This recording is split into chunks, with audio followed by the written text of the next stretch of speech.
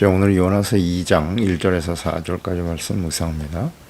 2장 1절에서 4절까지 말씀 있습니다. 요나가 물고기 뱃속에서 그의 하나님 여호와께 기도하여 이르되 내가 받는 고난으로 말미암아 여호와께 불러하리었더니 주께서 내게 대답하셨고 내가 수월의 뱃속에서 부르짖었더니 주께서 내 음성을 들으셨나이다. 주께서 나를 깊은 바닷속 가운데에 던지셨으므로 큰 물이 나를 들렀고 주의 파도와 큰 물결이 다 내 위에 넘쳤나이다. 내가 말하기를 내가 주의 목전에서 쫓겨났을지라도 다시 주의 성전을 바라보겠나이다 하였나이다. 고난 중에 드리는 기도. 하나님을 거역하고 니느웨가 아닌 다시스로 가는 배를 타고 도망치는 조나. 하나님께서 폭풍과 풍랑, 제비 뽑기의 과정을 통해서 결국 다시스로 가는 배에서 내리게 하시고 큰 물고기를 준비하셔서 뱃속에 들어가게 하심으로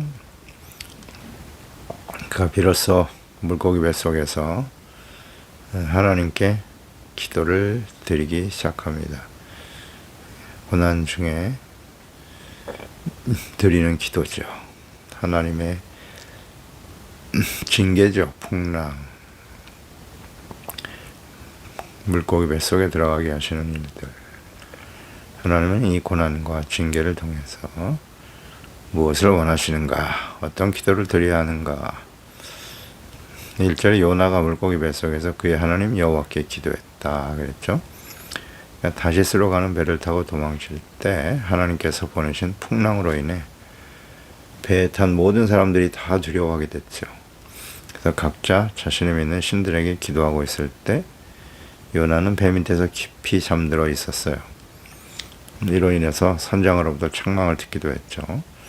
이게 제비뽑기 과정에서 풍랑의 원인 제공자로 지목되었을 때도 전능하신 하늘의 하나님께 범죄한 자신으로 인해서 풍랑이 일어나게 되었다라고 고백했지만 진실로 회개하며 기도하지 않았죠. 그러니까 두려워하고 있는 사람들의 구원을 위해서 기도했어야 하죠. 마땅히 선지자라면.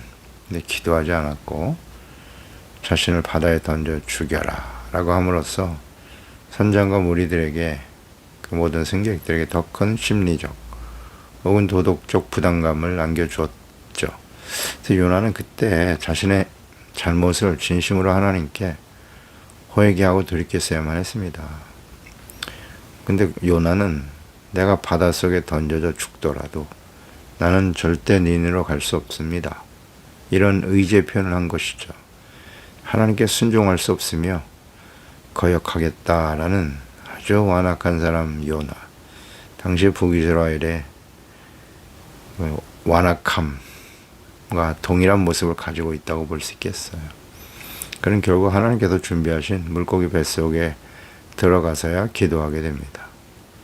바다에 던져져 죽기를 원했지만 물고기 뱃속에서 죽지도 않고 극심한 고통과 두려움 속에 떨어지게 되었습니다. 내가 수월의 뱃속에서, 수월, 지옥이죠. 지옥과 같은 두려움과 공포가 있었다는 거예요. 그러니까 하나님께서 물고기 뱃속에서 그의 생명을 이렇게 붙들고 계셨기 때문에 지옥과 같은 그런 캄캄한 어둠과 극한 절망과 두려운 상황에서 죽지도 못하고 버틸 수 있는 하나님의 섭리라는 것을 알고 있는 완악한 요나는 자신이 죽고 싶어도 죽을 수 없는 상태임을 알고 비로소 하나님께 기도하기 시작합니다. 하나님 여호와께 기도하여. 그러니까 그는 하나님을 인격적으로 만난 사람이에요. 또 그분이 어떤 분이신지도 잘 알고 있고 하나님의 뜻과 명령을 알고 있었지만 스스로 하나님의 뜻을 거역했습니다. 이제 더 이상 피할 수 없음을 알고 있어요. 그래서 비로소 그는 하나님께 기도하기 시작합니다. 그러니까 하나님을 알고 그분께 기도할 수 있다라고 하는 것이 얼마나 복된 일입니까? 천지 만물을 창조하시고 섭리하시는 하나님의 전능하시고 사랑과 인자가 영원하신 하나님의 자녀가 되어 기도할 수 있음이 얼마나 큰 은혜와 축복인가 생각해 보십시오. 하나님의 백성들과 자녀들의 기도는 알 수 없는 우상에게 드리는 기도와는 전혀 다릅니다. 살아 계신, 전능하신, 사랑이 풍성하신 하나님께 드리는 기도예요. 그러니까 그분의 뜻을 깨닫고 순종하기 위한 기도가 되어야 하고요. 하나님을 우상과 같이 여기며 기도하고 있는 성도들 역시 많이 있는 것이 사실이에요. 하나님을 모르고 하나님의 뜻을 무시하고 기도하는 것이 다 우상에게 드리는 기도와 같은 것입니다. 하나님의 말씀과 뜻에 무관심하고 무지하면서 오직 자신의 뜻과 욕망을 이루어 달라고 드리는 기도. 그러나와 같이 하나님의 말씀과 뜻을 거역하고 불순종하며 죄악 가운데 드리는 기도는 우상에게 드리는 기도와 같습니다. 우상 숭배입니다. 우리의 기도를 한번 잘 살펴보십시오. 우리의 기도와 초점, 기도의 목적, 기도하는 이유 무엇입니까? 기도의 대상이 진정 하나님이 맞습니까? 하나님께 드리는 기도인가요? 하나님과 인격적인 교제와 만남이 없는 사람은 그런 사람들이 드리는 기도는 하나님께 드리는 기도가 아니에요. 하나님을 알아야 될 거 아니에요. 어떤 분이신지. 그리고 하나님의 자녀로 거듭나고 하나님을 알고 하나님의 말씀과 뜻에 순종하고자 하는 겸손하고 진실한 마음으로 드려지는 것이 기도죠. 하나님의 나라와 뜻이 이루어져 하나님의 이름이 거룩히 여김을 받으시고 하나님의 나라와 하나님의 뜻이 이루어지기를 위해서 기도해야 되는 것입니다. 그리고 그 결과는 오직 하나님께 영광이 되어야 해요. 거기에 초점에 맞춰줘야 하죠. 예수님께서 이렇게 기도하라. 마태복음 6장 9절 이하 주기도문으로 잘 가르쳐 주셨죠. 하늘에 계신 우리 아버지요, 하늘에 계신 아버지께 기도하는 것입니다. 기도의 이유 잘 설명하고 계시죠. 기도 우선순위 먼저 하나님의 나라, 하나님의 뜻, 하나님의 이름에 나의 이름이 아니라 하나님의 이름이 거룩히 여김을 받으시도록 기도해야 되는 거예요. 기도의 이유, 삶의 필요, 일용할 양식도 구하라고 하셨고요. 또 서로 사랑하라고 하는 말씀이죠. 우리가 용서받기 위해서는 우리에게 죄 지은 자를 먼저 용서해 줘야 한다. 우리가 용서할 때 하나님께서도 우리를 용서해 주신다는 거죠. 용서, 긍휼 실천하라. 악한 원수에게 시험에 들지 않도록 기도하라. 사탄과의 영적 싸움이라는 거 잊지 말고 승리하기 위해서 하나님이 우리와 함께 하셔야 되고 우리가 하나님의 말씀과 뜻에 서 있어야 돼요. 그래야 승리하며 이길 수 있는 것입니다. 마태복음 6장 13절에 우리를 시험에 들게 하지 마시고 다만 악에서 구하옵소서. 대개 나라와 권세와 영광이 아버지께 영원히 있사옵나이다. 아멘. 이 주기도문의 마지막 성령 부분, 나라와 권세와 영광이 아버지께 영원히 있습니다. 이것은 어떤 사본에는 기록되어 있지 않아요. 그래서 우리 개역 성경에는 이 부분을 괄호 안에 넣어놨죠. 영어 성경이나 EV 성경 같은 경우에는 이 부분이 생략되어 있어요. 그러니까 이 성령은 원래 다윗이 하나님을 송축하면서 고백한 내용이죠.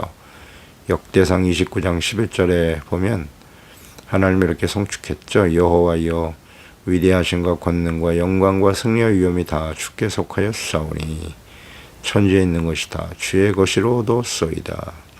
여호와여 주권도 주께 속하였사오니 주는 높으사 만물의 머리심이니이다. 이 고백은 후에 하나님을 믿는 유대인들에게 있어서 주기도문처럼 암송하는 송룡이 되었어요. 그래서 자연스럽게 주기도문에 추가되었다고 보겠습니다. 그러니까 하나님을 믿는 사람들에게는 너무나 마땅한 찬양이며 고백입니다. 기도의 이유와 목적과 초점이 되어야 마땅한 것이죠. 굳이 생략할 필요가 없습니다. 그래서 주기도문 송룡 부분, 대개 나라와 권세, 이 대개라고 하는 뜻은 어떤 일의 큰 원칙으로 말하건대 그런 뜻을 가진 말이에요. 이는 성경 원문에 있는 헬라어 호티라는 말을 번역한 것인데, 호티는 왜냐하면 그런 의미를 가진 말이기도 하죠. 그러니까 기도하는 이유와 목적, 왜 우리가 기도해야 하는가? 목적과 결과가 오직 하나님의 나라와 영광을 돌리는 일에 초점을 맞춰야 한다는 것입니다. 잘 한번 생각해 보세요. 우리 기도의 초점이 진정 하나님이십니까? 아니면 자기 자신입니까? 모든 결과가 하나님의 나라와 의를 구하고 하나님의 뜻을 이루는 데 맞추고 있는지, 나의 욕망과 내 뜻대로 되어지기를 원하는지, 초점이 어디에 있는지 자기 자신은 잘 알 것 아닙니까? 하나님도 물론 알고 계시죠. 하나님을 속일 수는 없지 않겠습니까? 그래서 하나님의 나라와 그 영광에 초점을 두고 기도를 드리고 있는지를 잘 봐야 돼요. 그렇지 않다면 그건 거의 다 기복신앙은 우상숭배입니다. 철저하게 자기중심이잖아요. 내 뜻대로, 나의 생각대로, 내가 원하는 대로 이루어 주옵소서. 그런 게 다 우상숭배입니다. 그래서 올바른 그런 기도는 하나님 받지 않으세요. 그 중심이 하나님께 있어야 되는 것입니다. 그래서 하나님 나라와 일을 먼저 구하면 우리의 삶에 필요한 모든 것 주께서 다 아신다고 하셨죠. 필요한 걸 하나님이 때를 따라 은혜로 채워주시는 것입니다. 감사하면서 기도하며 나아가면 되는 것이죠. 그러니까 서로 사랑하고 이해하고 용서하는 것이 하나님의 영광을 나타내는 것입니다. 우리 주기도문에 우리가 서로를 용서하고 이해하고 용납하는 것이 필요하다. 이걸 위해서 기도하라고 하셨지 않습니까? 그것이 서로 사랑하라고 하는 주님의 명령의 말씀, 새 계명이죠. 이것을 순종하는 것과 같다. 요한복음 13장 34절 이하죠. 새 계명을 너에게 주노니 서로 사랑하라. 내가 너희를 사랑한 것 같이 너희도 서로 사랑하라. 너희가 서로 사랑하면 이로써 그랬어요. 원인이 되어 모든 사람이 너희가 내 제자인 줄을 알게 될 것이다. 라고 말씀하시죠. 그러니까 주님이 우리를 사랑한 것 같이 서로 사랑할 때, 사랑하면 이런 모습을 보여줄 때 비로소 모든 사람들이 우리를 보고 예수님의 제자로구나 하고 인정하게 된다는 거죠. 그래서 이것을 위해 우리는 끊임없이 기도해야 되는 것이에요. 서로를 이해하고 용서하고 용납하고 주님이 우리를 사랑하신 같이 사랑하라 그랬으니까. 이것을 우리는 잘 실천하고 있나요? 새 계명이에요. 10계명을 요약한 것이 새 계명이라고요. 하나님 사랑과 이웃 사랑인데 이웃 사랑을 실천하는 것이 곧 하나님을 사랑하는 것과 같다. 그래서 우리가 사랑해야 될 이웃은 누구인가를 잘 생각해 보시고요. 우리 가정에서 남편과 아내가, 부모와 자녀들 간에, 또 교회 안의 지체들 간에, 교회와 교회들 간에 이 주님의 사랑을 가지고 서로 사랑하고 이해하고 용서하고 용납하고 있습니까? 그럴 때 비로소 사람들이 보고 우리를 예수님의 제자라고 인정할 거라 말씀하셨잖아요. 그런데 끊임없이 교회 안에서 성도들이 싸우고 목회자와 성도가 싸우고 교회와 교회가 싸우고 그걸 누가 예수님의 제자로 인정하겠습니까? 주님이 말씀하시잖아요. 이 간단한 진리의 말씀을 이해를 못하면 안 되죠. 그런 상태에서 드리는 기도를 하나님이 들으실까요? 그 가정 안에서도 남편과 아내가 싸우고 다투면서 드리는 기도를 하나님이 들으실까요? 듣지 않으시죠. 이해하고 용납하는 것을 먼저 해야죠. 얼마나 이기적인 기도를 많이 드리고 있는지 몰라요. 철저하게 자기중심이죠. 내 뜻대로 되게 하여 주시옵소서. 내 뜻대로 안 하면 다, 내 생각대로 안 하면 다 원수가 되는 것 같이. 그런 기도는 하나님 받지 않으세요. 사람들이 보잖아요. 불신자들이 다 보고 있잖아요. 마태복음 5장 16절에 이같이 너희 빛이 사람 앞에 비치게 하여 그들로 너희 착한 행실을 보고 하늘에 계신 너희 아버지께 영광을 돌리게 하라 그랬어요. 착한 행실을 통해서 하나님께 영광을 돌리는 거예요. 이를 위해서 우리가 기도해야 되는 것이고요. 우리의 기도는 거기에 초점을 두고 있나요? 그렇지 않다면 빨리 돌이켜야죠. 악한 원수 마귀와의 싸움, 시험에 빠지지 않고 악한 자들과의 싸움에서 승리할 수 있도록 기도하라. 우리는 끊임없이 악한 원수 마귀의 시험에 직면하고 있어요. 원수 마귀는 우는 사자와 같이 삼킬 자를 찾아다니고 있다고요. 기도하지 아니하고 기도를 하더라도 이렇게 자신의 정욕과 이익, 철저하게 자기중심이죠. 이런 잘못된 기도와 신앙생활을 하는 사람들 다 타겟이죠.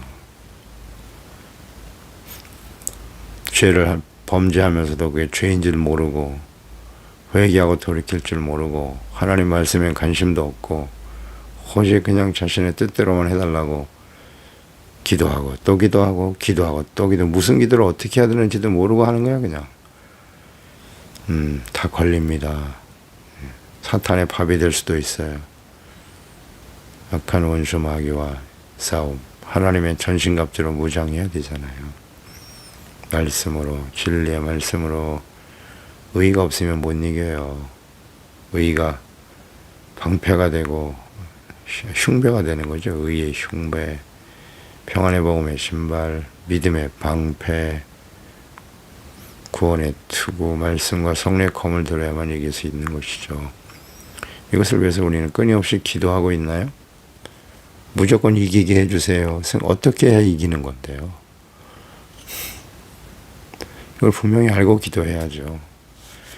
죄는 깨닫고 버리고 용서받고 의를 회복하는 것이고, 그런 기도에 집중해야 되지 않겠어요? 그러니까 처음 어린아이였을 때는 잘 모르니까 하나님께서 이해하고 용납하실 수 있으나 이제 어느 정도 신앙의 연륜이 쌓이면 좀 성숙한 기도를 드려야 되지 않겠어요? 하나님 앞에. 언제까지 어린아이와 같은 모습으로 기도하고 그저 내가 원하는 것만 달라고 기도하는 자가 되어서는 안 되죠. 하나님의 자녀답게 성숙한 그리스도인으로서 하나님의 나라와 뜻을 이루기 위해서 기도하는 자들이 되어야죠. 그러니까 기도는 먼저 하나님 앞에서 자신의 죄를 깨닫고 회개하고 용서를 구하는 기도로 시작할 수밖에 없어요. 우리는 하나님 앞에 온전할 수가 없잖아요. 죄를 버리고 씻음받고 용서받는 것이 의입니다. 의. 하나님의 뜻 그대로 순종하는 것이 의라고 했죠. 그런데 하나님의 뜻대로 온전히 순종할 수 없음을 우리가 잘 알죠. 그래서 말씀 앞에 드러난 자신들의 죄를 위에서 태우신 십자가에 죽으신 예수 그리스도의 십자가 보혈로 씻음받고 의롭다함을 회복하는 거예요. 그러니까 기도는 겸손인 거죠. 겸손은 뭐냐? 자신의 죄를 깨닫고 회개하며 돌이켜 순종하는 것이 겸손입니다. 내 뜻을 버리고 아버지의 뜻을 받아들이는 거죠. 그러니까 요나는 물고기 뱃속에 들어가서야 비로소 자신의 잘못과 죄를 회개하며 기도하기 시작합니다. 그러니까 죽을 수도 없는 절망과 고난과 환난을 만나야 기도하는 하나님의 자녀들, 요나 같은 사람들이죠. 이런 시련과 어려움이 다가올 때만이 기도를 하고, 그렇지 않으면 기도하지 않는 사람들 너무나 많죠. 우리는 어떠한가요? 2절에 보면 이르되 내가 받는 고난으로 말미암아 여호와께 불러 아뢰었더니 주께서 내게 대답하셨고 내가 수월의 뱃속에서 부르짖었더니 주께서 내 음성을 들으셨나이다. 고난으로 말미암아 하나님을 불러 아뢰었다. 그러니까 고난을 당하고서야 기도하는 요나. 기도하는 이유가 뭐냐? 수월의 뱃속에서 부르짖었다. 그러니까 죽지도 못하고 두려움과 고난에 처한 요나는 그것이 지옥의 고통과 같다라고 고백하고 있어요. 고난과 극한 절망과 두려움, 지옥과 같은 고통을 당할 때 지금 기도하고 있는 것입니다. 그러니까 불신자들은 이런 고통스러운 상황을 모면하기 위해서 스스로 목숨을 끊기도 하죠. 자살을 선택하기도 해요. 그러나 하나님의 자녀들은 생명의 주인이 하나님이심을 알기 때문에 결코 스스로 목숨을 버릴 수가 없습니다. 죽고 싶어도 죽을 수 없는 고통. 요나가 지금 그런 상태에서 하나님께 기도하고 있는 것입니다. 이런 고난과 고통을 당하게 되는 이유는 무엇인가? 이런 고난과 절망을 경험하게 해주는 하나님, 고난과 징계의 목적은 어디에 있는고? 어렵지 않죠. 자신의 생각을 버리라는 겁니다. 죄를 깨닫고 버리고 온전케 하시는 하나님의 뜻에 온전히 순종하라. 하나님의 뜻 순종하라는 거잖아요. 다시스로 가는 것, 그게 하나님의 뜻이 아니잖아. 니느웨로 가라. 그 말씀에 순종하라는 것이죠. 자신의 생각을 버리고 하나님의 뜻에 따르라. 이것이 고난과 징계를 당하게 하시는 목적이에요. 그러니까 고난과 환난을 당하게 하시는 하나님은 사랑이죠. 그게 하나님의 사랑입니다. 회개하고 돌이켜 하나님의 사람으로 온전하게 만들어 주시는 것이죠. 이게 진정한 사랑이죠. 수월, 지옥과 같은 고통 속에서 기도하는 요나를 잘 보여주고 있는데요. 기도할 때 하나님께서 그 음성을 들으시고 응답하시는 하나님이십니다. 주님의 이름으로 기도할 때 하나님은 응답하십니다. 예레미야 33장 3절이죠. 너는 내게 부르짖어라. 내가 내게 응답하겠고 내가 알지 못하는 크고 비밀한 일을, 은밀한 일을 너에게 보여주실 것이다. 내게 부르짖어라. 부르짖는 기도는 이런 지금 물고기 뱃속에서 죽을 수도 없는 고통 속에 있던 요나와 같은 사람들이 드리는 기도예요. 절망적에서 하나님만이 나를 이 절망의 어둠 속에서 건져낼 수 있다는 거죠. 사람이 아니라, 내 능력이 아니라 그 어떤 사람도 나를 건질 수 없다. 오직 하나님만이 나의 구원이 되신다. 그럴 때 하나님께 부르짖어 기도하게 되는 것입니다. 그러면 하나님께서는 응답하시고 크고 은밀한 일을 보여주신다고 말씀하시죠. 그리고 시편 118편 말씀에도 보면 여호와께 감사라 그는 선하시며 인자하심이 영원하미로다. 4절에 이제 여호와를 경외하는 자는 말하기를 그의 인자하심이 영원하다 할지로다. 내가 고통 중에 여호와께 부르짖었더니 여호와께서 응답하시고 나를 넓은 곳에 세우셨도다. 아멘입니다. 하나님은 우리가 고통 중에 부르짖어 기도할 때 들으시고 응답하시는 하나님이세요. 그 고통 중에 어떤 기도를 드려야 할지를 잘 생각하세요. 우리가 하나님의 뜻을 거역하고 있지는 않는지, 하나님의 뜻대로 순종하지 못하고 있는 것은 무엇인지 신실한 마음으로 깨닫고 회개하고 돌이키며 부르짖어야죠. 그저 나의 소원을 이루어 주시옵소서, 내 뜻대로 이루어 주옵소서 부르짖는다고 해서 응답이 되는 게 아니에요. 많은 부분 기도가 잘못된 기도인 경우가 많아요. 바로 잡아야 합니다. 3절에 주께서 나를 깊은 바닷속에 가운데 던지셨으므로 큰 물이 나를 둘렀고 주의 파도와 큰 물결이 다 내 위에 넘쳤나이다. 주께서 하나님이 하셨다고요. 자기 자신을 깊은 바닷속에 던져 넣으셨는데 이게 모든 것이 하나님이 하신 일임을 알고 있네요. 그걸 알아야죠. 그 하나님이 하신 일임을 알 때 겸손해지는 거고 진실한 마음으로 회개하고 돌이킬 수 있는 거예요. 근데 이거 모르는 사람이 많죠. 의외로. 우리가 감당할 수 없는 시련과 어려움들이 다가올 때 왜 나에게 이런 일이 일어나야 되냐고.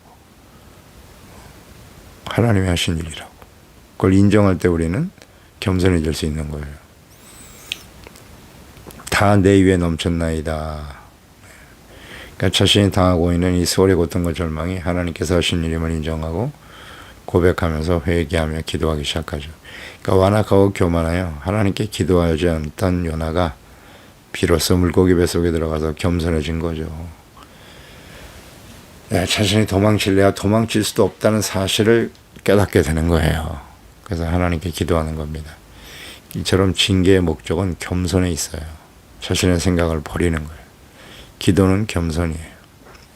그래서 4절에 내가 말하기를 내가 주의 목전에서 쫓겨났을지라도 다시 주의 성전을 바라보겠다 하였나이다 그랬어요. 자신이 비록 하나님께 불순종하여 고난과 징계를 당하고 있지만 하나님께 물고기 뱃속에 들어가서야 하나님이 보내신 징계와 시련을 당할 때 비로소 그곳에서 회개의 기도를 드리게 되었다는 거죠. 사실 요나는 자신의 의지를 따라서 하나님의 명을 거역하였지만 주의 목전에서 쫓겨났다라고 표현하면서 궁극적으로 하나님의 돌보심과 보호하심으로 격리되었다라고 지금 고백하고 있는 것이거든요. 자신이 잘못해 하나님을 떠났기 때문이에요. 언제나 그래요. 하나님을 따르면 하나님께서 보호하시고 인도하시는 길로 갈 것이고 하나님의 명, 하나님의 말씀을 거역하게 되면 쫓겨나게 되는 거예요. 하나님과 관계가 단절이 되니까 고통과 절망 속에 살아갈 수밖에 없다는 사실. 그러니까 이런 상황에서 그는 다시 주의 성전을 바라보겠다라는 고백을 하고 있죠. 이것은 이제 하나님의 뜻에 순종하겠다는 거예요. 하나님의 살아계심과 은혜로우심을 의지하고 주님을 바라보겠나이다. 내게 자비와 긍휼을 베풀어 주옵소서. 이런 고백이죠. 그러니까 죄악으로 인해 당하고 있는 고통과 시련, 아무리 견디기 힘들더라도 진실로 자신의 죄를 회개하고 하나님께 용서를 구하면 하나님은 언제든지 용서해 주세요. 새롭게 만들어 주십니다. 하나님의 성전을 바라보겠나이다 그랬잖아요. 성전의 의미는 뭐예요? 성전을 왜 주신 겁니까? 그곳에 하나님이 임재하여 계시고 그곳에서 율법의 말씀을 비추어 드러나는 우리의 모든 죄를 가지고 깨닫고 회개하고 희생제물, 속죄제물을 드려 용서받고 의롭다 얻는다는 뜻이겠죠. 성전을 바라보겠다는 것은요, 성전 건물 자체가 우리에게 자비와 긍휼을 베푸는 건 아니잖아요. 그곳에 성전, 하나님 앞에 온전한 속죄 제사, 속죄를 드리고 용서받고 의롭다함을 얻어 하나님의 뜻에 온전히 따르는 삶을 살겠다라고 고백하고 있는 겁니다. 그래서 범죄하고 징계와 고통 중에 회개하기보다는 주의 말씀을 묵상하면서 죄인의 길에 서지 않고 완악하고 교만하게 되지 말고 겸손히 회개하고 돌이키는 자가 복이 있는 거예요. 요나 보세요. 진작 순종했다면 이렇게 풍랑을 만나 다른 사람들에게 고통을 줄 필요도 없었을 것이고 물고기 뱃속에 들어가서 3일 동안 지옥과 같은 고통을 경험하게 되잖아요. 이거 하지 않아도 되죠. 근데 우리는 요나와 같이 이렇게 무지하고 마음이 완악해요. 완악하고 교만해서 하나님의 뜻을 어기고 자기 뜻, 자신의 생각과 뜻대로 살아가도 좋다고 생각한다고요. 그렇지 않아요. 하나님의 자녀는 절대 하나님의 말씀을 떠나서 살아갈 수가 없어요. 그러면 끊임없이 하나님께서는 우리를 다시 하나님께로 돌이키기 위해서 여러 가지 시련과 환난과 고통의 시간들을 경험하게 하시겠죠. 그렇게 해서라도 우리를 바로잡아 주시는 분이 하나님이고 그게 바로 하나님의 사랑이죠. 그러니 우리가 지혜로운 자가 되려면 어떻게 해야 돼요? 하나님의 말씀 앞에 아멘 하고 순종하는 거예요. 뭐 어렵지 않죠. 주님의 말씀과 나의 생각이 다를 때 어떻게 해야 돼요? 자기 생각을 버리면 돼요. 예, 알겠습니다. 주님의 뜻대로 따르겠사옵나이다. 그러니 하나님의 성령께서 감동하여 주사 주의 말씀을 온전히 따르게 해주세요. 겸손히 기도하면 되는 것입니다. 기도하겠습니다. 하나님 아버지, 오늘도 요나가 하나님의 부르심을 받고 니느웨에 가서 하나님의 말씀을 전하라고 하는 명령을 들었으나 스스로 그것은 옳지 않다고 여기고 다시 스스로 도망쳐 가다가 결국 풍랑을 만나고 제비뽑기 물속에 바다에 던져지고 물고기 뱃속에 들어가는 과정을 거쳐서 비로소 자신이 하나님의 뜻을 거역하고 도망치려고 하는 일들, 하나님이 그 길을 막으시고 원치 않으신다는 사실을 비로소 그 속에서 물고기 뱃속에서 깨닫고 회개하며 기도하고 있습니다. 성전을 바라보겠나이다. 자비와 긍휼을 구하고 용서를 구하고 이제 비로소 하나님의 뜻을 따르겠다고 고백하고 있네요. 요나와 같이 시련과 환난과 고통을 만나야 자신의 생각을 버리고 하나님의 뜻에 순종하는 사람들 되지 않게 하시고요. 날마다 주야로 하나님의 말씀을 묵상하면서 하나님의 생각과 하나님의 뜻에 나의 생각을 쳐서 복종시킬 줄 아는 겸손한 자들, 경건한 예배자 되게 하여 주시옵소서. 그래서 우리가 이 세상에 살아가는 동안에 참된 그리스도인으로서 하나님의 자녀로서 온전한 기도와 예배를 드릴 줄 아는 기도가 먼저 진실한 마음으로 우리의 잘못을 깨닫고 회개하고 용서받는 기도, 그 이후에 서로를 사랑하고 이해하고 용납하고 영적 싸움에서 승리자가 되어 주의 영광을 나타내는 나의 영광이 아니라 하나님의 나라와 뜻, 또 하나님의 영광이 나타나는 이곳에 초점을 두고 이를 위해서 끊임없이 기도하며 성령님의 인도하심을 따르는 우리 모두가 되게 하여 주시옵소서. 예수님의 이름으로 기도드리옵나이다. 아멘.